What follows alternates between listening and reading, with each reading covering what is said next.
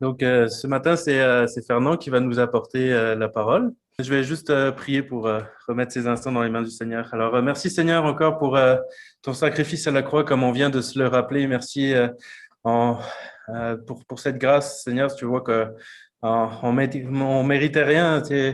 Il est dit que alors que nous étions encore pécheurs, et c'est ça, nous, on n'avait rien fait pour que tu viennes, pour nous pardonner. C'est juste toi, c'est ton œuvre à la croix, puis on veut te remercier pour cela. Et Seigneur, on a aussi ce désir de marcher dans la sainteté en reconnaissance de tout ce que tu as fait pour nous. On, on veut, on veut te montrer toute la reconnaissance de nos cœurs par nos actions. Et Seigneur, on veut te remettre particulièrement Fernand pour qu'il puisse avoir des paroles à propos pour nous et que tu puisses disposer nos cœurs à entendre et à recevoir ce que tu veux nous dire, que ça puisse encore nous aider à marcher dans une vie de sainteté, en reconnaissance à ce que tu as fait. Et, afin de ne plus t'attrister, Seigneur, on sait qu'on est encore imparfait, tout ça, mais Seigneur, on te loue en même temps pour ta grâce. Alors, bénis ces instants et conduis-nous dans ta volonté. En ton nom. Amen. Bonjour et bienvenue à ceux qui sont ici ce matin au GBRS et aussi à ceux qui sont sur Internet, sur Zoom et d'autres moyens de communiquer avec nous et nous avec vous. Il y a plusieurs années, même il y a très très longtemps, lorsque j'étais enfant, j'ai beaucoup aimé le livre Le Voyage, ça s'appelait à l'époque Le Voyage du chrétien. C'est la première version, je crois, en français. C'est le livre, Le Voyage de chrétien, le livre le plus traduit après la Bible. C'est un livre qui a été lu dans à peu près tous les pays et qui est encore aujourd'hui très, très populaire. Si vous êtes sur Internet, vous avez dû voir qu'il y a une série qui a commencé à être diffusée après que j'avais commencé le message. Donc, on aurait dit que tout a donné ensemble. J'ai donné plus tard, lorsque j'étais moniteur d'école du dimanche, je l'ai donné dans mon assemblée, la série Le Voyage de chrétien, et je l'ai donné aussi dans les camps avec diapositives. Je les ai encore, si jamais quelqu'un voudrait avoir les 35 mm que j'ai utilisés à l'époque avec projecteur, j'ai ça aussi. Je l'ai même utilisé en anglais une fois, pendant une semaine, les réunions pour des enfants, pour des jeunes, le soir à St. James Gospel Chapel à Winnipeg. Donc, c'est un livre qui m'a beaucoup marqué dans ma vie chrétienne. Et je suis rendu au dernier chapitre, chapitre 28, c'est la fin.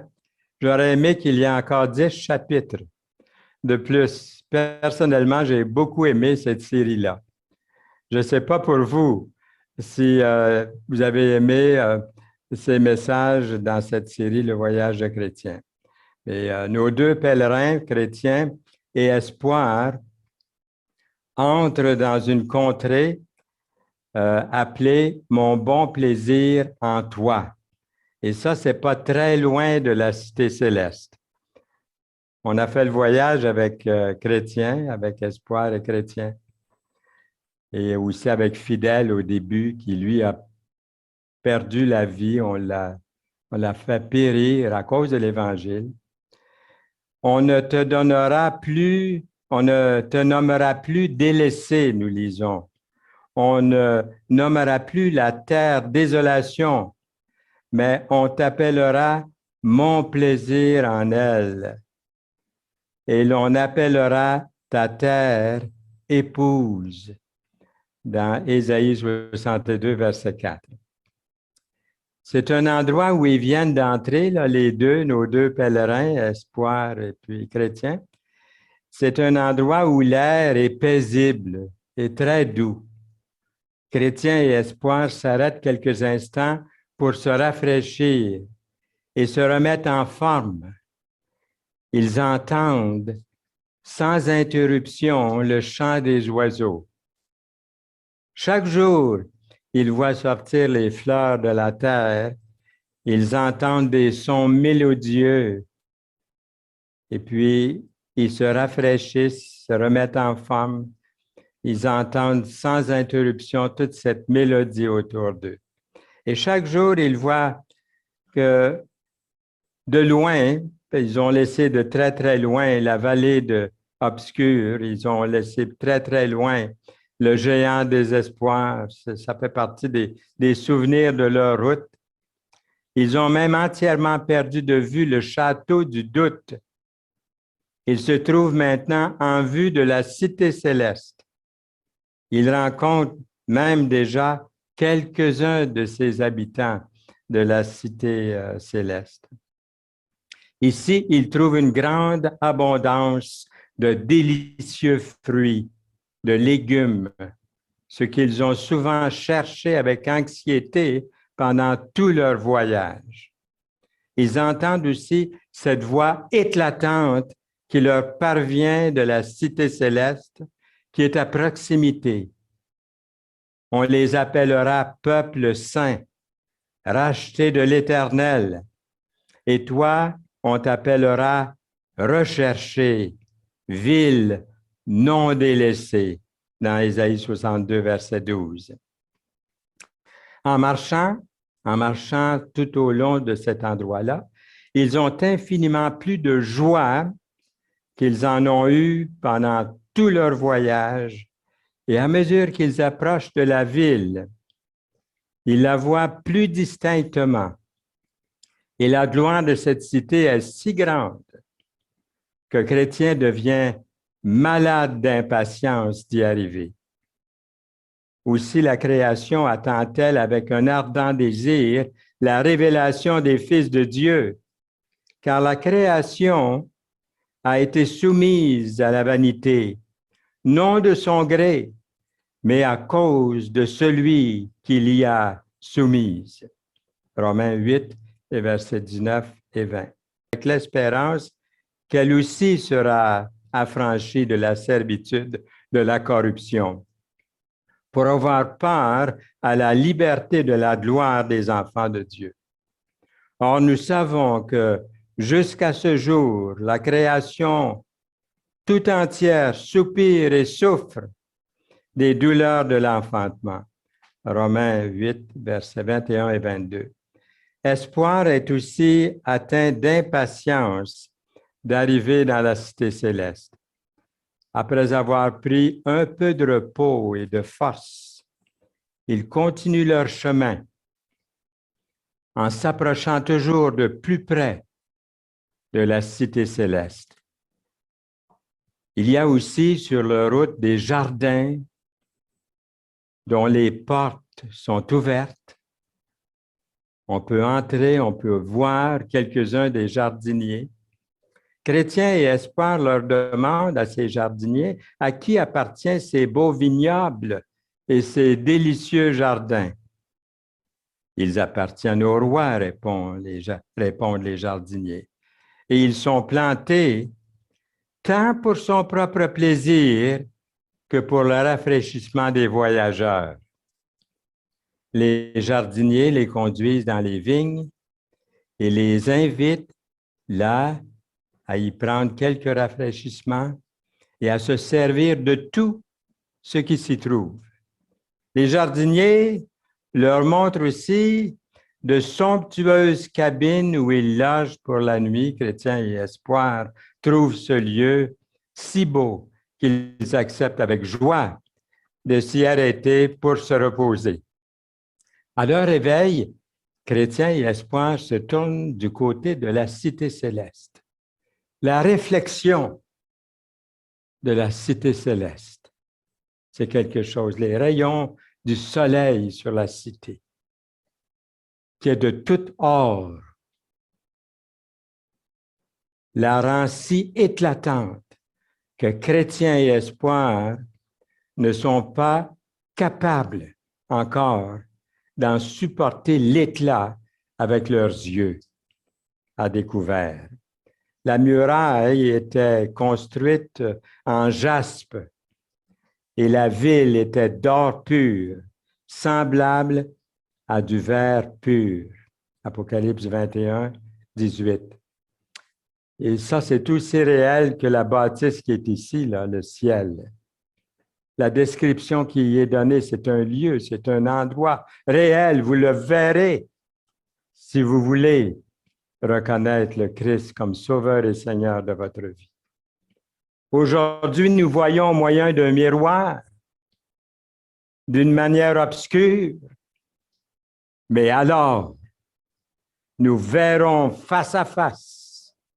Aujourd'hui, je connais en partie, mais alors, je connaîtrai comme j'ai été connu. 1 Corinthiens 13, verset 12. Chrétiens et espoirs continuent leur chemin. Ils rencontrent deux hommes dont les habits brillent comme de l'or et leur face resplendit comme la lumière. Ces hommes leur demandent quelques détails sur leur voyage, sur les peines, les consolations qu'ils ont eues en route. Les voyageurs répondent exactement à toutes leurs questions, à toutes ces choses. Les deux hommes leur disent, vous avez encore deux difficultés à surmonter. Oui, vous avez encore deux difficultés, après quoi vous serez dans la cité. Chrétien et son compagnon leur demandent s'ils veulent bien les accompagner. Ils répondent oui, mais il faut que vous y entriez par votre propre foi, F-O-I, par votre propre foi. Ceci dit, ils marchent ensemble et enfin, ils arrivent en vue de la cité. Mais entre eux et la porte, une grande rivière, une rivière les sépare, sur lequel il n'y a pas de pont. La rivière est profonde à certains endroits aussi.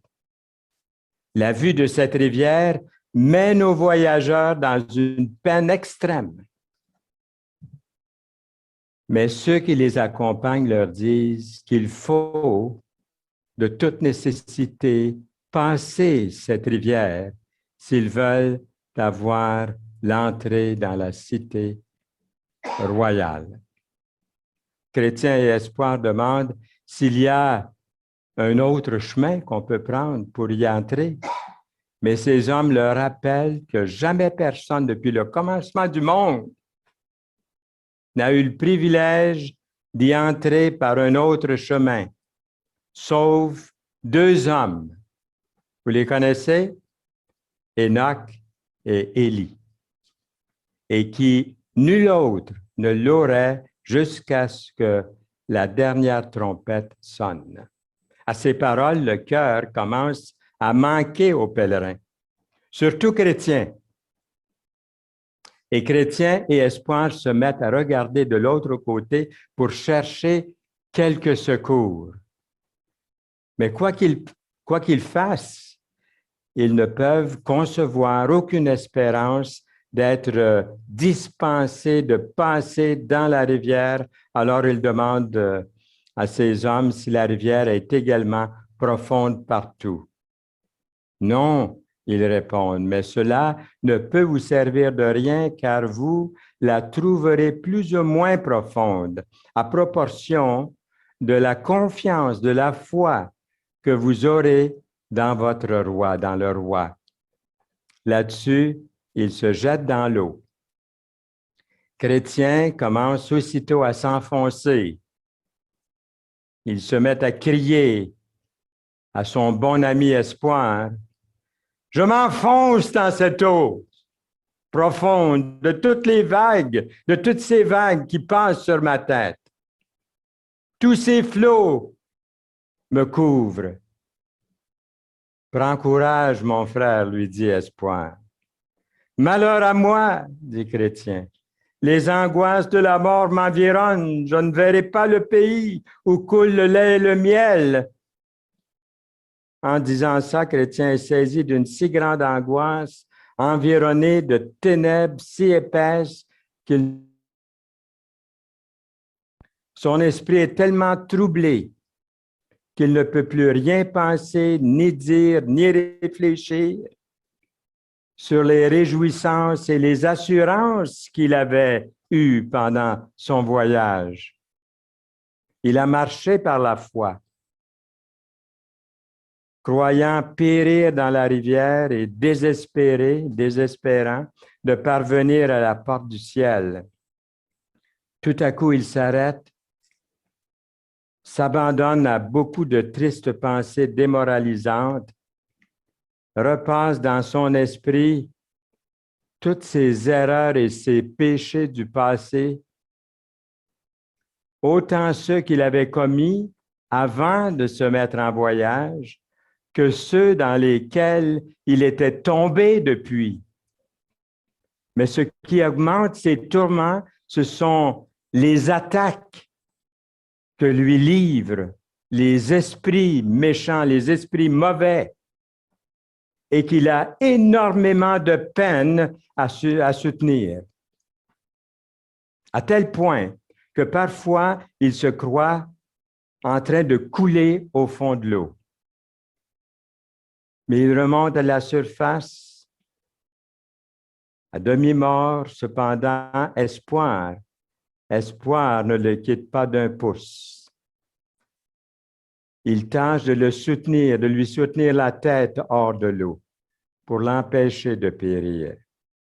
Prends courage, mon cher frère, lui dit Espoir. J'aperçois déjà la porte de la cité et les personnes qui nous attendent et se disposent à nous recevoir. Chrétien dit, c'est toi qu'ils attendent. C'est toi qu'ils attendent. Tu as été mon espoir depuis que je te connais. Espoir lui répond, et toi aussi, Chrétien, tu as été mon espérance. Chrétien dit, ah, mon frère, si le Seigneur était ici présent avec nous en ce moment, il viendrait certainement à notre secours. Mais maintenant, il me laisse ici sans secours. Espoir dit, mon frère, tu as oublié, mon frère, le verset biblique qui nous parle des incroyants. Rien ne les tourmente, les incroyants, hein? Jusqu'à leur mort, et leur corps est chargé d'embonpoint. Ils n'ont aucune part aux souffrances humaines. Ils ne sont point frappés comme le reste des hommes. Le psaume 73, versets 4 et 5. Espoir dit, l'angoisse dans laquelle tu te trouves maintenant, là, chrétien, n'est pas un signe que Dieu t'a abandonné, non.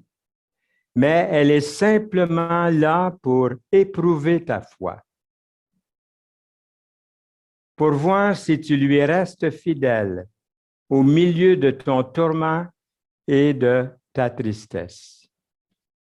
Courage, mon frère, le Seigneur Jésus te garde.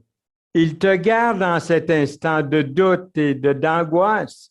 Il est là avec toi, il te sauve.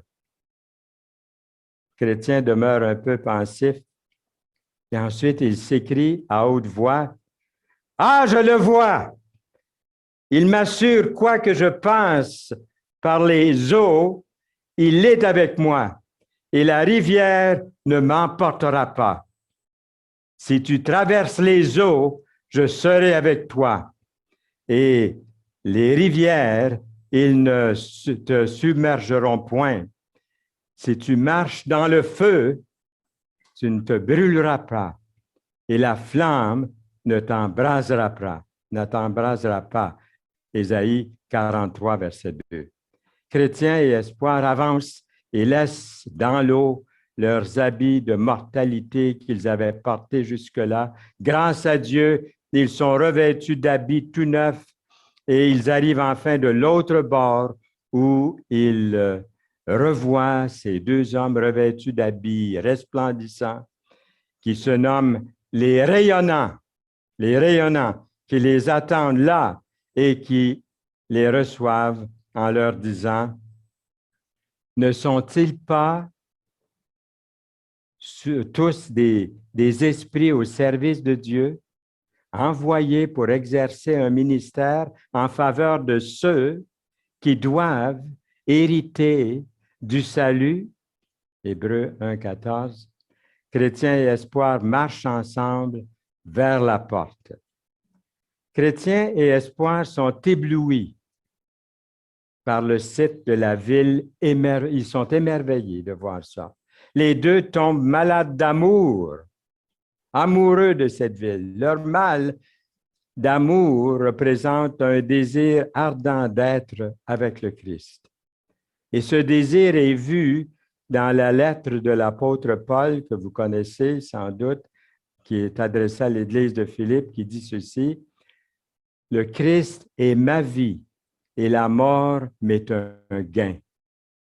Mais s'il est utile pour mon œuvre que je vive dans la chair, je ne saurais dire ce que je dois préférer. Je suis pressé des deux côtés.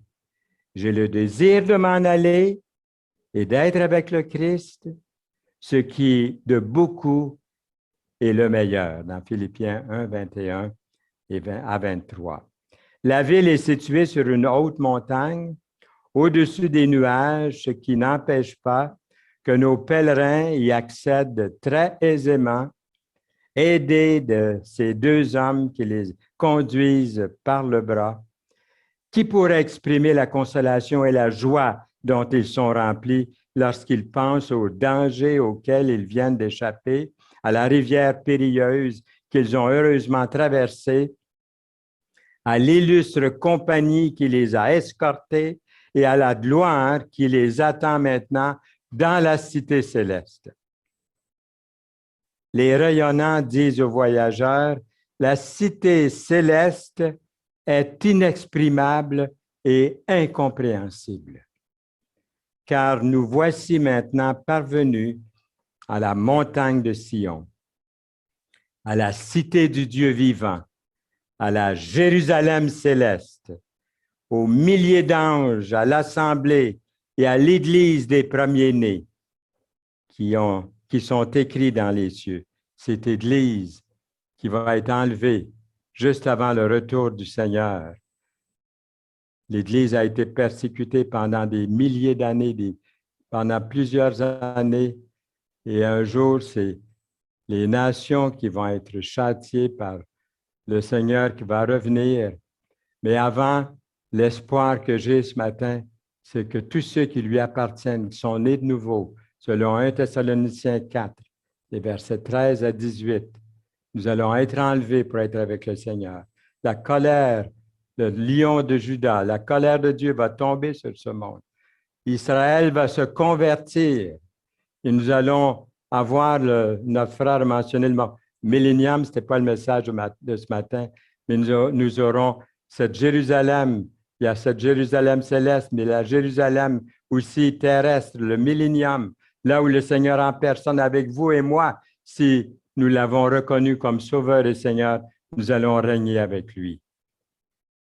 Je suis sorti un peu ici de l'histoire pour dire que tous les noms qui sont donnés à cette cité céleste, tous ceux qui sont écrits dans les cieux, à Dieu, qui est le juge de tous, aux esprits des justes sanctifiés et à Jésus, le médiateur de la nouvelle alliance. Maintenant, vous allez entrer dans le paradis de Dieu, où vous serez pleinement rassasiés et des fruits incorruptibles. Vous serez revêtus d'habits resplendissants. Vous aurez le bonheur de contempler de vos yeux la majesté du roi, de vous entretenir sans cesse avec lui et d'avoir part à sa gloire éternelle. Vous ne verrez plus ces choses que vous avez vues dans les basses cabanes de la terre, la tristesse, les maladies, l'opposition, la mort, car toutes ces choses sont finies, sont passées. Maintenant, vous allez être avec Abraham, Isaac, Jacob, avec les prophètes, les apôtres, les serviteurs de Dieu, que Dieu a retirés de tout mal et qui ont cheminé droitement devant lui, qui sont entrés dans la paix et qui se reposent de leurs œuvres. Mais la paix reviendra et ceux qui suivent le droit chemin pourront enfin dormir tranquilles. Ésaïe 57, verset 2, la Bible en français courant. Chrétiens et Espoir demandent, que ferons-nous donc dans ce saint lieu? Les rayonnants répondent, vous y recevrez la récompense de tous vos travaux et la joie au lieu de la tristesse. Ne vous y trompez pas, on ne se moque pas de Dieu. Ce qu'un homme aura semé, il le moissonnera aussi, dans Galates 6, 7.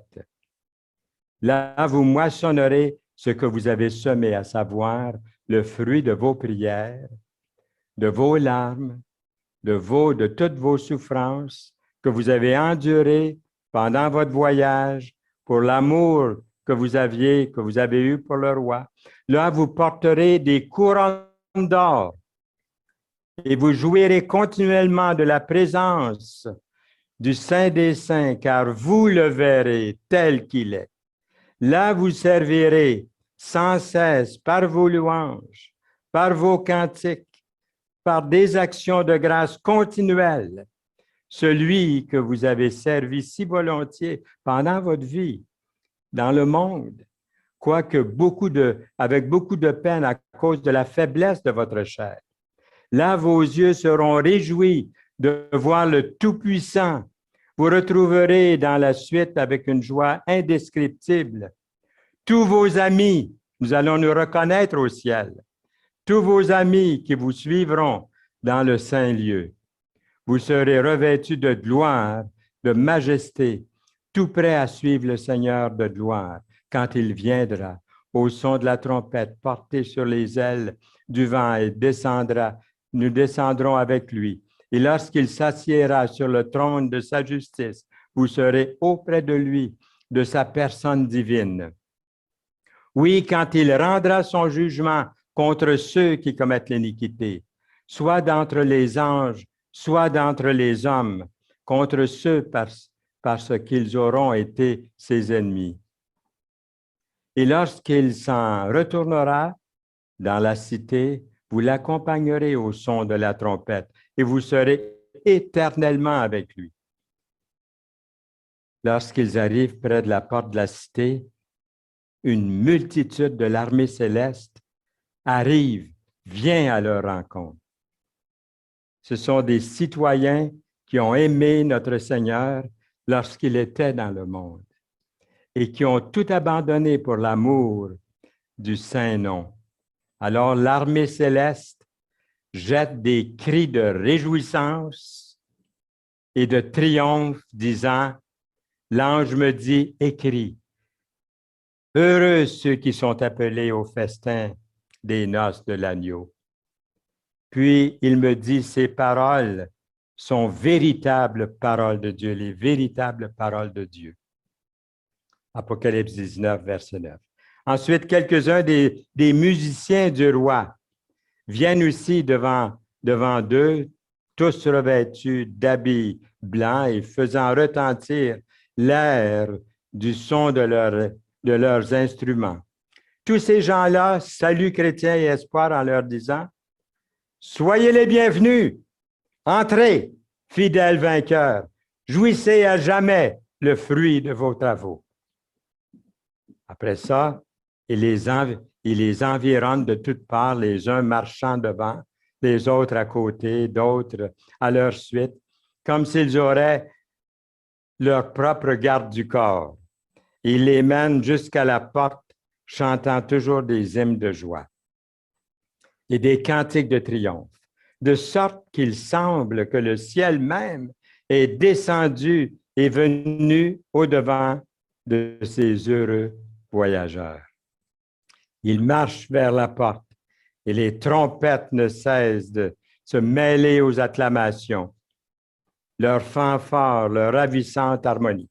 Tout cela est accompagné de regards et de gestes qui leur font bien comprendre combien leur arrivée est agréable aux habitants des cieux et avec quelle joie ils viennent les recevoir. Ce qui est pour eux un surcroît de plaisir et de joie qui reçoit encore une nouvelle élévation lorsqu'ils se voient à la porte de la cité où ils vont être introduits. En effet, ils arrivent aussitôt, ils voient cette inscription qui est au-dessus de la porte en lettres d'or. Heureux ceux qui lavent leur robe afin d'avoir droit à l'arbre de vie et d'entrer dans les portes dans la ville. Apocalypse 22, 14. Alors les messagers célestes leur ordonnent de frapper à la porte, ce qu'ils font. Quelques personnes regardent par-dessus la muraille. Vous savez qui regarde par-dessus la muraille à ce moment-là? Enoch, Moïse, Élie, qui, ayant appris la venue des pèlerins et l'amour qu'ils ont pour le roi, leur demandent leur témoignage. Ils vont aussitôt le porter au roi et l'informent de tout ce qui se passe. Alors le roi commande qu'on ouvre la porte en disant « Ouvrez les portes, laissez entrer la nation juste et fidèle. » Ésaïe 26, verset 2. Ils entrent donc dans la cité et dès cet instant, ils sont changés et revêtus d'habits resplendissants comme de l'or. Il en arrive encore plusieurs au-devant d'eux qui leur font la bienvenue en leur disant « Entrez dans la joie du Seigneur ». Après quoi, on leur eut donné des harpes. Lorsqu'on va me donner l'harpe, je devrais commencer à apprendre à jouer maintenant parce que je ne sais pas jouer de l'harpe. Mais la Bible dit que on va recevoir une harpe, une couronne pour entonner les louanges du roi et des couronnes pour marquer d'honneur. Toutes les cloches de la cité là, commencent à sonner harmonieusement comme pour marquer la joie universelle qui remplit les cœurs. Ils ne peuvent plus revenir de leur admiration. En entendant toutes ces choses et en réfléchissant à la gloire de ce Dieu, la cité céleste, rayonnante comme le soleil, ses rues toutes pavées d'or, et ceux qui y marchent ont des couronnes sur la tête et des branches de palmier dans leurs mains avec des harpes d'or pour entonner de saints cantiques.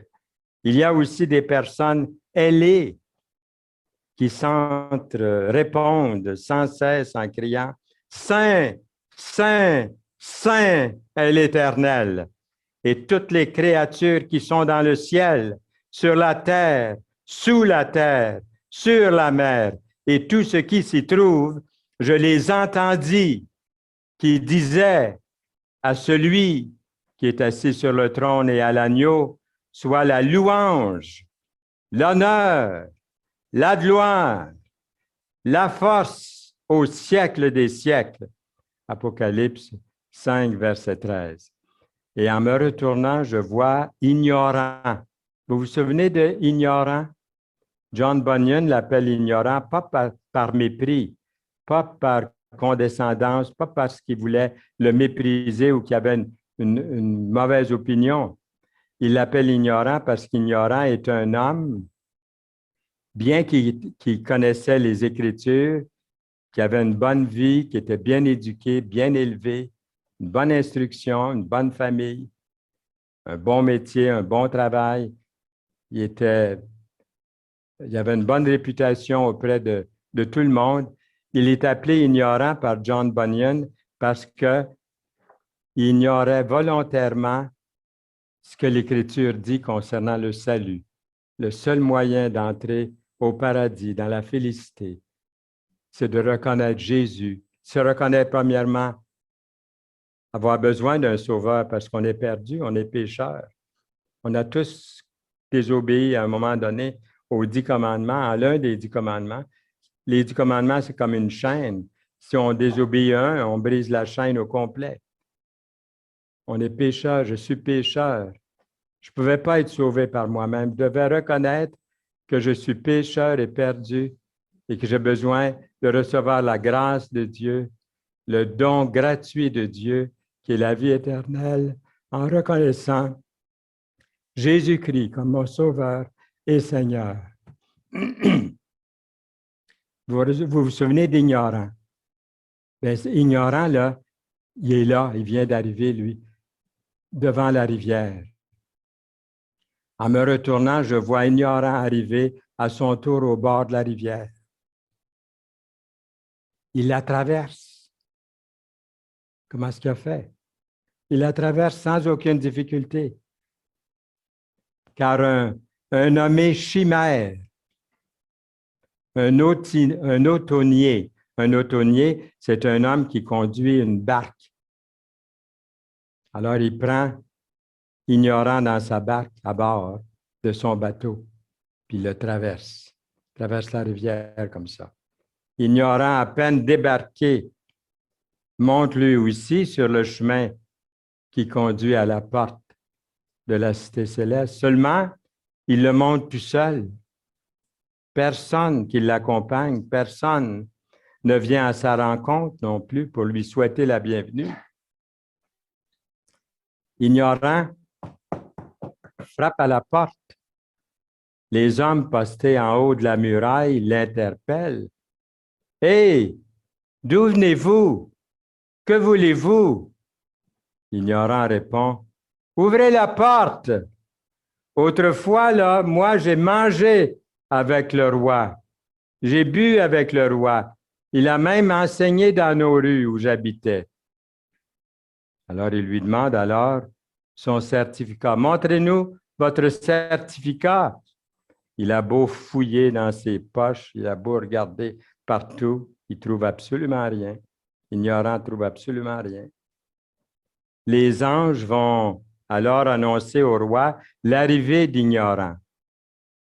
Mais le roi les renvoie avec cet ordre. « Liez-le pieds et poings et jetez-le dans les ténèbres du dehors. » Ils se saisissent alors de lui et l'amènent à une porte de sortie au flanc de la montagne. Ils l'ouvrent et on voit que cette porte-là donne sur un couloir qui, partant des portes du ciel, communique avec l'enfer. C'est là qu'il est précipité, ignorant. John Bunyan, dans son livre, écrit « Je me réveillai alors et je m'aperçus que j'avais eu un songe. » Et Bunyan continue à écrire en disant, à nous écrire ceci, entre autres choses, il écrit « Ainsi, mon cher lecteur », il s'adresse à vous et à moi, là, à vous, il dit « Mon cher lecteur, c'est à vous maintenant de savoir si vous pouvez expliquer mon rêve. Soit à vous-même, soit à quelqu'un de vos amis. » Puis là, il écrit ensuite, John Bunyan, « Appliquez-vous à l'essentiel, à la réalité des choses. » Mais moi, aujourd'hui, ce que je vous dis, ne faites pas comme ignorant. Ce serait mon message pour vous aujourd'hui, après cette longue série de 28 messages. Ce serait ne faites pas comme ignorant qui, malgré son instruction, son savoir, son éducation, est resté indifférent et volontairement ignorant à l'appel de l'Esprit de Dieu qui se faisait entendre chez lui. Jésus a dit, « Venez à moi. » Ça s'adresse à vous, ça s'adresse à moi. « Venez à moi, vous tous qui êtes fatigués et chargés, et je vous donnerai du repos. » Matthieu 11, 28. Il dit aussi, Jésus, dans Jean 6, 37, « Si vous venez à lui sincèrement, même si vous ne sentez rien, c'est simplement une décision, une action de votre volonté. Je viens à toi, Jésus. Vous lui dites, Seigneur, je viens à toi, j'accepte, tu es mon sauveur, je suis perdu sans toi. Tu me fais grâce. Merci pour ce don que tu m'accordes en Jésus. Tu as donné ta vie à la croix du Calvaire. Ton sang a été versé pour me purifier de tout péché. Tu as porté mes péchés. Tu as été mis dans un tombeau. Tu es ressuscité, glorieux. Tu es vivant. Tu as un corps exactement semblable à celui que tu avais, semblable à celui que j'ai moi aujourd'hui, mais un corps beaucoup plus performant, qui peut passer au travers des murs, qui peut manger, qui peut boire, qui peut visiter, C'était incroyable ce que Dieu fait pour nous. Le Seigneur dit dans Jean 6, 37, « Je ne mettrai pas dehors celui qui vient à moi. » Ne faites pas comme ignorant qui a été mis dehors. Si vous venez à Jésus, vous avez la promesse de Dieu qui dit, « Je ne mettrai pas dehors celui qui vient à moi. » Jésus dit à Marthe, Marthe et Marie et Lazare étaient des amis de Jésus. Jésus dit à Marthe en particulier ce jour-là, « Moi, je suis la résurrection, dit Jésus à Marthe. » Il dit aussi, « Et la vie. » Alors, écoutez bien ce que Jésus dit. « Celui qui croit en moi vivra, quand même il serait mort. » Dans Jean 11, 25. Dans 2 Corinthiens 6, 2, nous lisons, l'apôtre Paul dit, « Voici maintenant le temps vraiment favorable. »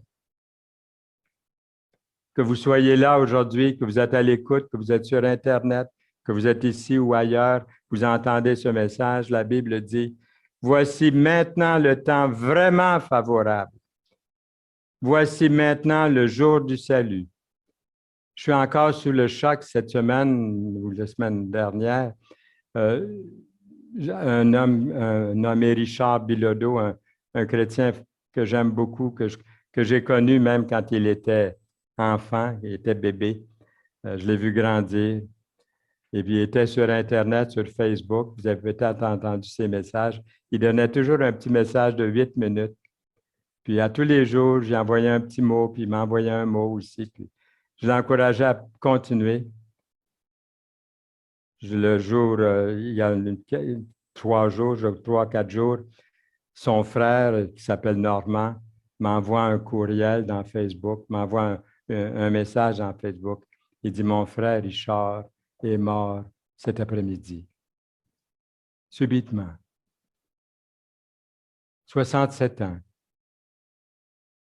Vous voyez? Plein de vie en train de servir Dieu. Heureusement, parce que là, il est dans la paix de Dieu, il est dans les délices éternels. Même s'il nous aimait beaucoup, il aimait son épouse puis ses enfants, il ne reviendrait pas puisqu'il est vraiment dans la présence du salut. Voici maintenant le temps favorable pour vous. Voici maintenant le jour du salut. On ne sait pas quand est-ce qu'on va être appelé. Lui était prêt. Déjà depuis longtemps, il avait accepté Jésus comme son sauveur. Vous connaissez plusieurs, peut-être Gaston Racine. Je vais lire juste quelques lignes de ce qu'il a écrit dans un de ses livres. Il a écrit « Jésus revient, es-tu prêt? » Précise, directe, personnelle, cette question s'adresse à tous.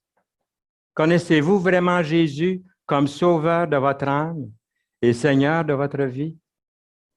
L'avez-vous reçu, accepté dans votre cœur, lui dont la puissance est la seule capable de transformer nos vies?